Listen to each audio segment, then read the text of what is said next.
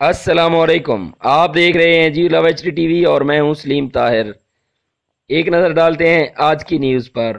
Quotes Afzal मुल्क भर की तरह कोट्स अफजल में भी जश्न आज़ादी की तैयारियां अरूज पर। जगह जगह स्टॉल सज गए, हर तरफ सब्ज हिलाली परचम लहराने लगे। शहरी झंडे झंडियां और बैजेस खरीद रहे हैं। मजीद जानते हैं वहां पर मौजूद हमारे नुमाइंदे आशिक अली खोकर से। जी आशिक अली खोकर, आगाह कीजिएगा।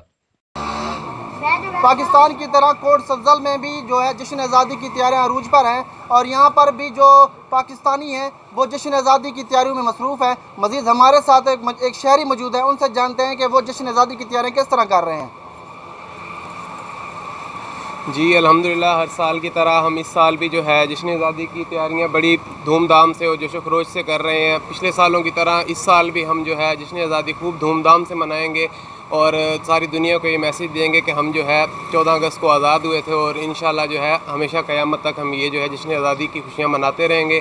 पाकिस्तान जिंदाबाद, पाकिस्तान पाइंदाबाद। जी, जैसा कि आपने शहरी का जज्बे से बात करते हुए उन्होंने कहा कि हम पाकिस्तान की जो खुशी है जश्न आज़ादी की वो हर साल मनाते हैं और इस साल और ज़बरदस्त तरीके से मनाएंगे और इंशाअल्लाह ये पाकिस्तान हमारा ता क़यामत कायम व दायम रहेगा। जी।